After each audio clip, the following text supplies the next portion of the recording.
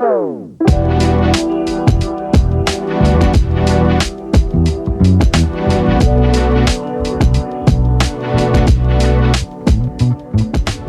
right, Richard. Okay.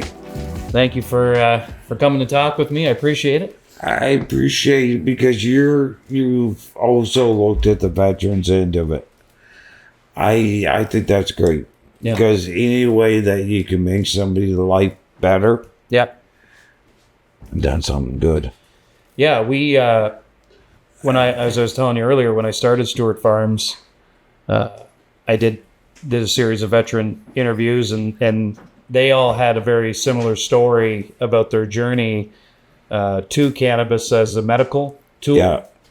And that is really what kicked off the mission of Stewart Farms, was figuring out It can be a real battle. It was 13 years for me to get my medical, Yeah. and it was a real fight. Yeah, so let's go back to that. Let's start with what did you do in the military? What was your title? And just tell us a little bit about that. I was a Hazar, which is reconnaissance. Yeah, recon. Foot. That's the sneaky buggers that go up and tigers lace them together. I never thought I'd use what I learned in the military when it came down to picking up needles in the community. Yeah, yeah. And thank God there is a good bunch of veterans that have a heart, because there's 40 of them among that do have a heart and are helping. Yeah. So when you get into the military, one of your personal life's missions became cleaning up needles off the streets in Moncton. You're telling me, but Yeah. and how long? But before you got to that, how long did you serve in the military? I had 3 years with the Zers. Yeah. We were top unit in Canada. I got PFC. I made it to private first class. Yeah. Got my 4 floors. Yeah. Get to play with FNC 1s, FNC 2s, SMGs. Just the normal stuff. Yeah. But I learned a sense of honor that I carried the whole way through life. And, you don't get a lot of people that take their hearing settlement from the armed forces and use it to pick up 750,000 needles. So why did you join the military in the first place? What was the thought process? There was something that was different, lacking in my life, and it wasn't lacking thereafter. Yeah. It made it so that you had a purpose, and you knew what your purpose was, and you further tried to make it a better life. Yeah. Yeah. So you served for 3 years. Yeah. And you saw some pretty significant action during that. We didn't see so much. We trained for action. We did get blown up. Yeah. We did have things go wrong. Most of the things that I've seen are through first responders. Man, you're going to the store to get a bag of smokes or jello bears. The next thing you're out to an accident. Yeah. And you don't realize you take that home with you every time. Yeah. Yeah. Because so when you got out of the military, what did you do after you say you did a bunch of first responder work? I worked for 7.5 years for CN, and then I did the first responder stuff. Yeah. Yeah. Is firefighting and Ambulance and firefighting. I love both. Yeah. Yeah. Yeah. Those are very service oriented jobs as well, as like the military. You're serving others. Some of the guys that served in the ambulance and stuff like that, and some of the guys that served in the military, it can be so different, yet so similar. Yeah. You're out cleaning up needles and you get shot at. Yeah. It goes hand in hand. And it's, you think about it and dwell on it, but you can think about it and learn from it. Yeah. So we talked about it before this, but you said 19 years. But how long after you got out of the military before you started picking up needles? Is this cleaning up the About streets? 39 when I started. Yeah. So you're 39. You were living in Moncton, and you're from Moncton originally, and you saw this problem with needles being all over the streets. There was fentanyl. There was meth. Yeah. Moncton used to be one of the safest cities in Canada to live. It's not now. Yeah. And like that should say something. And so it should, let's try to make it so the city's safe. Let's make it, what's your biggest investment? Your children. Yeah. I don't have children. I got my dogs. Mm-hmm. What is the thing that will come and bite you the fastest? Death of your job. Yeah.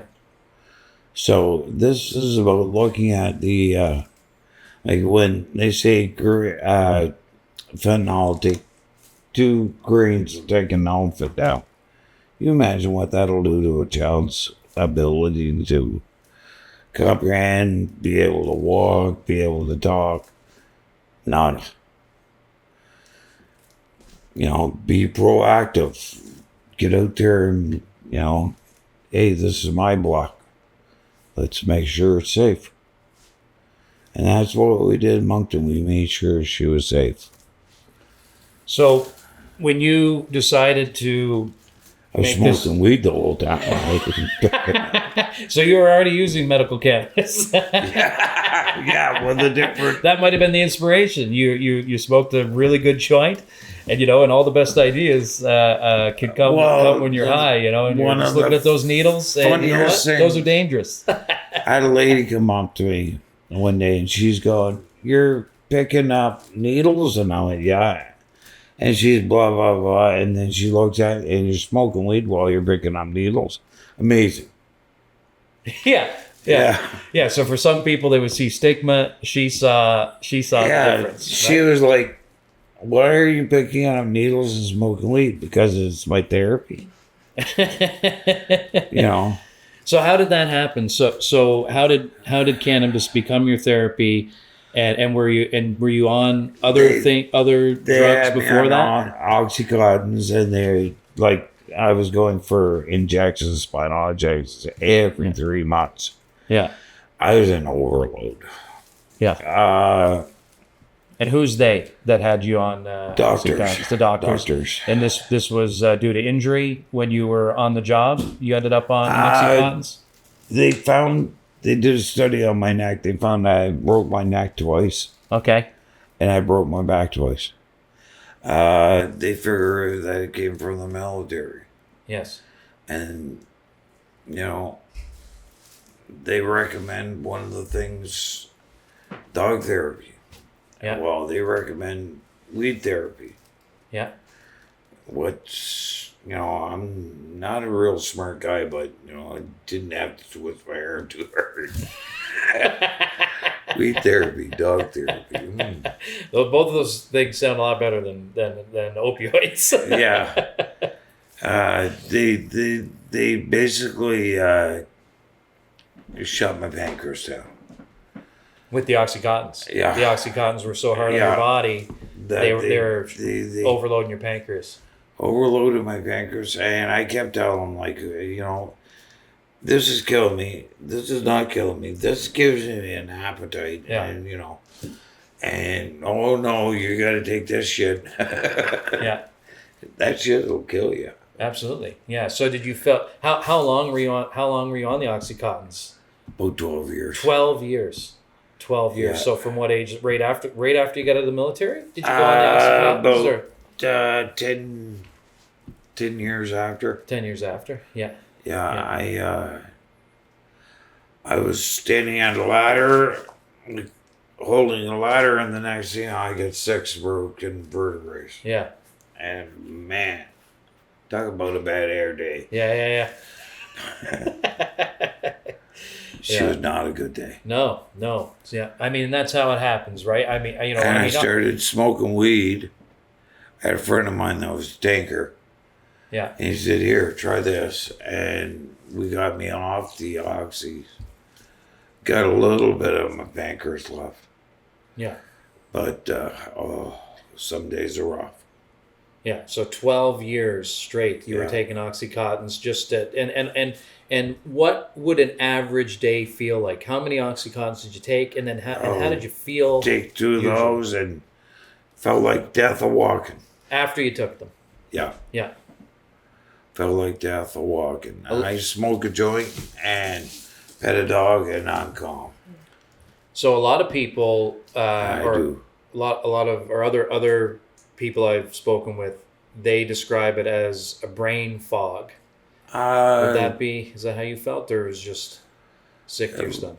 Sick to my stomach, brain fog.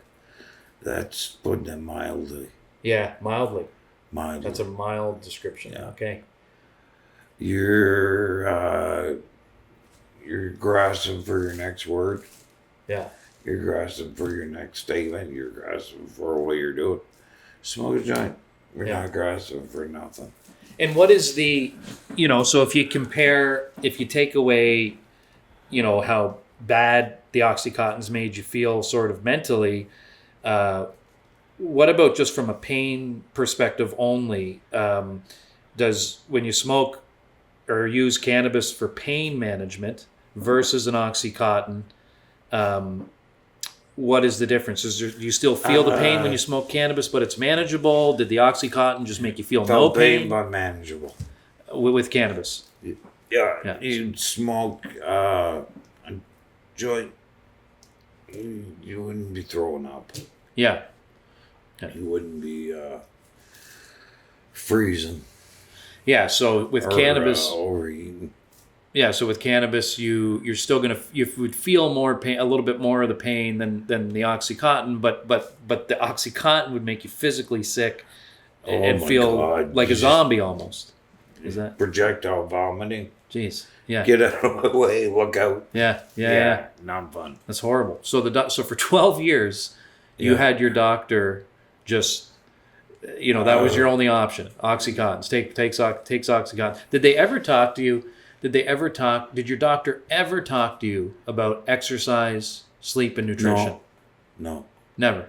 No. Not once. Not once your doctor brought up sleep.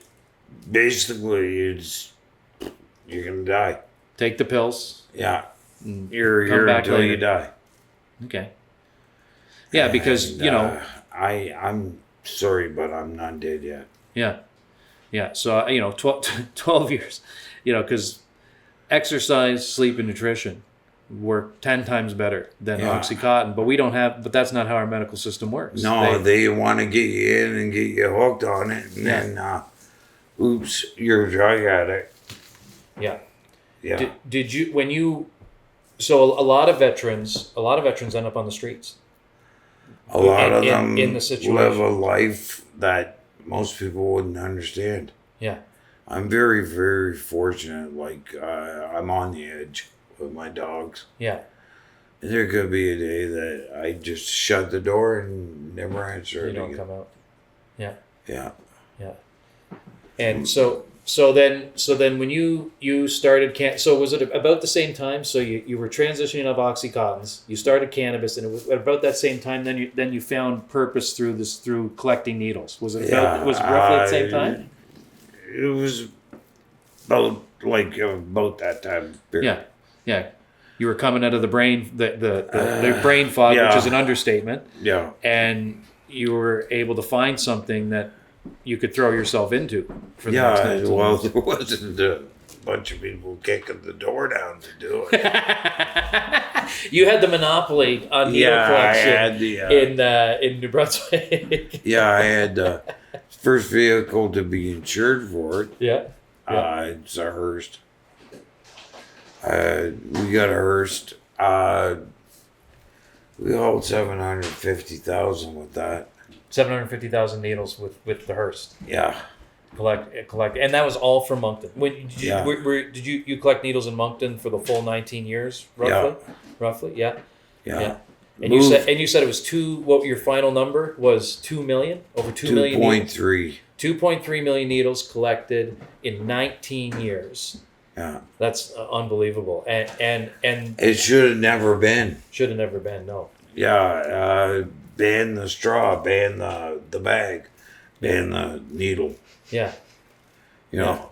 And you were trying to. You weren't just out there collecting needles. You were trying to get the city to do something about it, right? Like, you know, the 42 pharmacies that are handing out through harm reduction. Yeah. I call So- I call them the biohazard Yeah. terrorists of the community. The biohazard. I'm not exactly what you call language appropriate. That's fine. I the irony there, so here's the irony I see in that. You've got the government of Canada Oh, it's feeding, just like feeding safe supply, right? Through Yeah. all Go funded. smoke a joint. They come tell me Yeah. how you feel after. Yeah. Are you even your guts out? No. Yeah. Well, and so here we have Oh a my veteran. God. We have a veteran who you went in the military to serve the country and find purpose. Then you get out of the military. 12 years later, you're picking up government-issued needles Yeah. to protect your community, to serve your community, serve your country again. But the people you're cleaning up after God. is the government. Right? It's crazy. Yeah. Right? We're don't argue with us. We're right. You're wrong. Yeah. Yeah. It's madness. It's complete It madness. is. It is. Yeah. It's like Groundhog Day all over again. Yeah. The movie. It just continuously Yeah. runs. And you go the next morning, you sit there, didn't I do this yesterday? Yeah. Yeah, they're all back again. Is that what it Yeah. felt like? Is that what it felt? Did you I mean, you must have had a route then eventually, like Oh, I did. Like I so had you eventually knew where all the needles Daycares, were. all. Yeah. Like we do the schools Yeah. before the kids got there, and we did the daycares before the kids got there. Yeah. A lot of the time, the police were there and watched us. Yeah. Like it's just Were they supportive? oh The yeah, police? The police oh, are yeah. very supportive. They're very, very. I've had the head of Atlantic Command. I had Yeah. Western Command, Atlantic Command, all on my Facebook. Yeah. So they get to hear me and see. The one that does the Maritimes, he was here in Moncton. And I just got an A-hole of the Year award by... A-hole? Yeah. Okay, how did you win that? Be myself. They set up boxes at all the fire stations. Every park had a drop box. And lo and behold, brain fart here, they had people actually checking the parks to make sure they're safe. They did. Yeah. Yeah. What do I know? Yeah. Yeah. I'm just a crazy person. So you'd had your routes, but it wasn't just you. You had people join you in the cause, right? We had about 40 guys that were just as crazy as hell. Yeah. And then we had a bunch of veterans that are proven crazy. Yeah. Like we had a great bunch of people. And the bigger and the more that we got known, the bigger and more it came out. And it was coming. Was there a name? Did the Needle group have- Dogs. Needle Dogs. So the name Yeah. of the group was Needle Dogs, and that Yeah. was the organization became Needle Dogs. Yeah. Yeah. Okay. We're going to change it to Canada. Yeah. And in that process, when I moved here, I was burnt completely extra crispy. Mm-hmm. Burnt right out. Yeah, it wouldn't be a good brownie commercial. Extra crispy. Like I did something that nobody else did, Yeah. and didn't do it because I, don't look pretty. Don't look, useful. Useful. Well, you made yourself extremely useful. I mean, well, so what you're saying is you looked at you were either going to be a male model or start needle dogs. That's what you're saying here. Well, So you went. Wow. Well, you had to pick one. So. Yeah.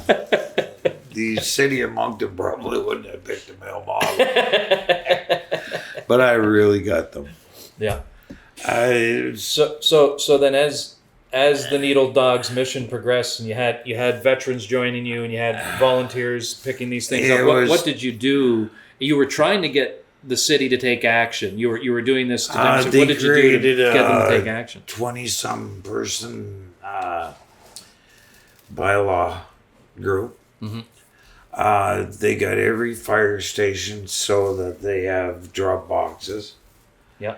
And anybody can go and drop off a needle. It's better than your park. It's better than a daycare. It's better than schoolyard. If you, be a little proactive in your community. Yeah. You're in Edmonton. There's people there that probably help you. Yeah. Yeah. And, I'd go and spend a couple of days there. Yeah. Yeah. I don't know if there's do you know if there's other versions of needle dogs in other cities? They're like when I got hacked. When I filled it out, it was 472 instead of 1. Yeah. So it's been what do they call replicated? Yeah. Replicated. Yeah. So the needle dogs became replicated in other cities, in other towns. It doesn't matter who it is. Yeah. As long as you're getting out and picking them up. Yeah. Yeah. That's the whole thing. Yeah. I used to get up at 4 o'clock in the morning, not much to look at, but dogs don't say too much. So you recorded this journey on Facebook as well. You keep talking about Facebook. We put it on Facebook and we're on Google. Yeah.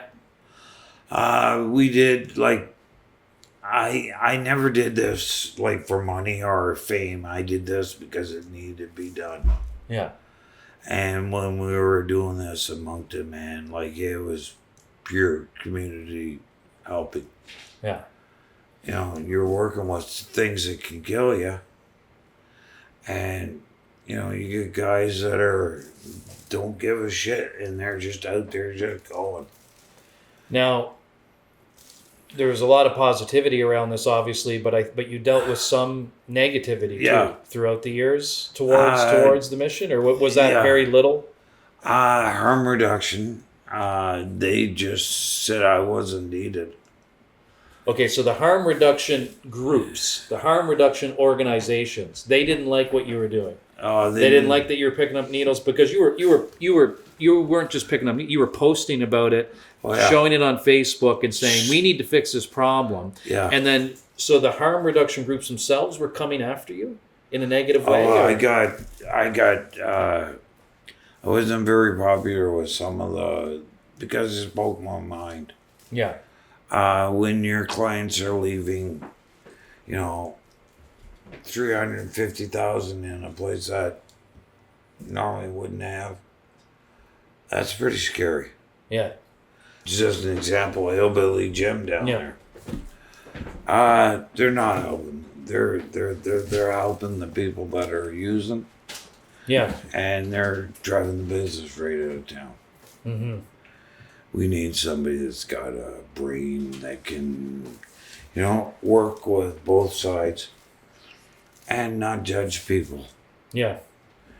What kind of solutions did you want to see for these people? Just I'd like to see. I would like to see a recovery. Yeah. But I'd like to see them have more of a medical marijuana involved in the recovery.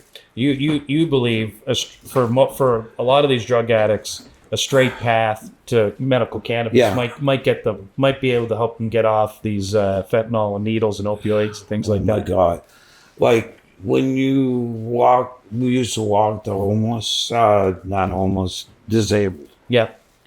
people at home. You couldn't even do that at the end of it because the society had gone that down. Yeah. And when you got fentanyl and all that involved, don't make for a good day. No. Of those 2.3 million needles you picked up, how many do you think came from safe supply? All of them. All of them. Yeah. Sorry, but Yeah, you know, maybe all of them. I get onto them, hear about it. I went right down and I was like myself.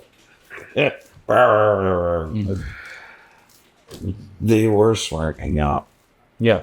They were getting out. They were doing, and then they stopped.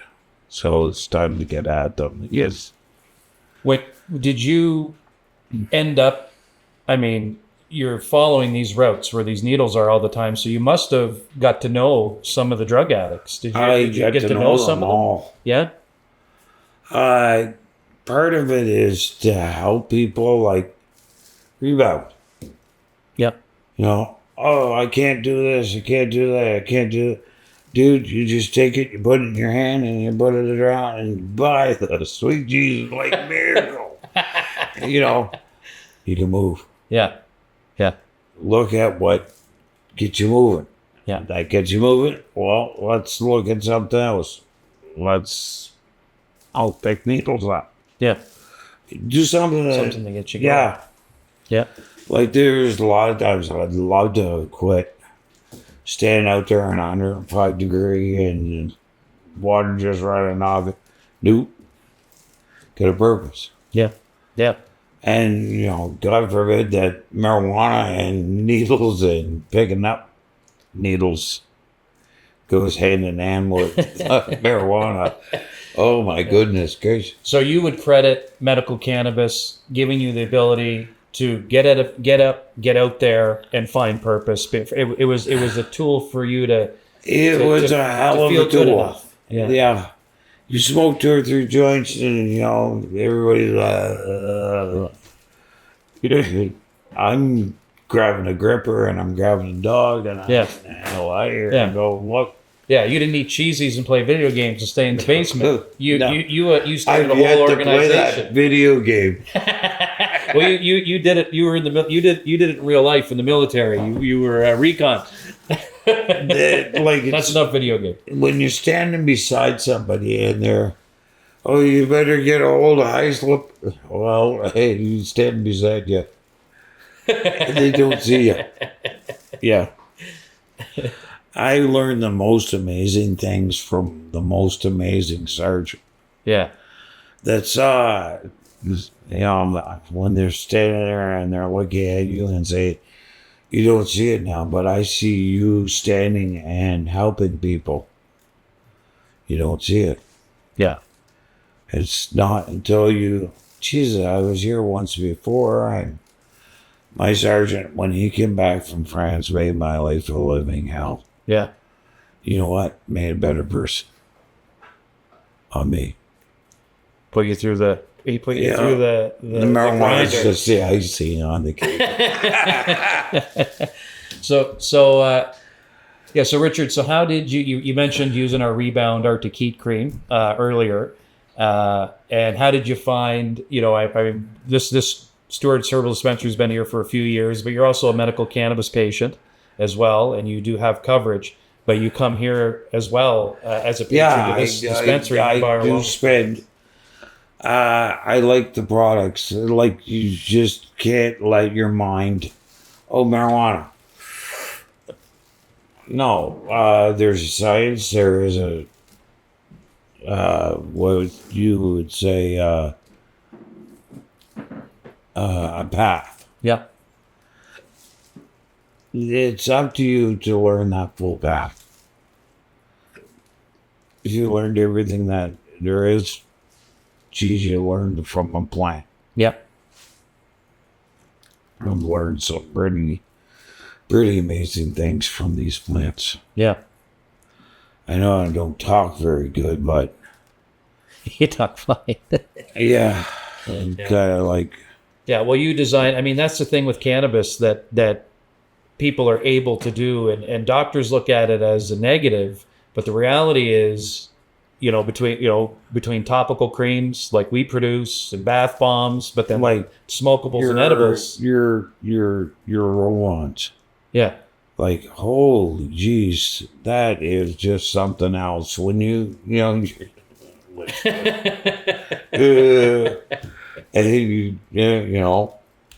yeah, use a roll-on. You didn't have that back in my day. yeah. Oh, hang on, we'll put a roll-on. Yeah. There was no topical cannabis. There was no pain creams with. There was a topical SWAT team back in the day. Yeah, we would have got FBI busted with all of our pain creams. Yeah. What a difference. Justin who? He did one thing only. Yeah. We can thank him. We can thank him for legalizing the cannabis industry and taxing us at 40%. Yeah. After he did it. But anyways, at least we're here. Yeah. I guess, well, he needs to be checked out. We got to just Justin Trudeau on some medical cannabis. Yeah. We need to get that mentality under control. Yeah. Oh my God. So is that of the Stewart Farms topicals products, or which do you use them all? Do you use the stick, the cream? How do you use the our stick? products? I use the cream. I use when I do take a bath. I'm a shower person. Yeah. But I use the bath bombs. Just use our bath bombs too. When I want to sit there and turn into a big sack of shit. But a good smelling sack of shit, right? Yeah. A good smelling moisturized sack of shit. Yeah. Jeez. That's what I'm doing wrong. It's pretty bad when you got in life is to help somebody. Yeah. And if, like, my neighbor moved last night, my new neighbor was there this morning. If you can help somebody get through what you've been through, a little bit of knowledge can help a lot. And so you talked about knowledge sharing. That's one of the things you love doing. Yeah. And that's been something you've tried to do your whole life. So do you talk to other veterans about medical cannabis? When Is that they one of your things? send people from other towns to come and spend a month with you, and you get somebody that's all broke, busted up. This particular gentleman was with the commandos. He stayed with me for a month. Yeah. And it was, if you're going to be with me, you're going to be smoking weed. Yeah. So he said, I heard it's good for pain. Try this. And we went out in the community and we basically shared a lot of ideas on how to have a better, safer community. Yeah. So it's not, it's not a child's nightmare. Yeah. There's got to be more to life than that. Yeah. Yeah. Well, Richard, listen, I thank you for your service. Thank you for serving Canada in the military, but even more so, I think your service of 19 years with the Needle Dogs and cleaning up Moncton streets. Thank you for that as well. Well, I consider, like, you served. Who's the hell to say you can't serve in helping your community? Yeah. Yeah. Well, listen, we make products for the unstoppable, and you sound pretty unstoppable. And I can't thank you enough for having this chat. We don't make them out of weed wood. We use the whole stick. We use the whole stick.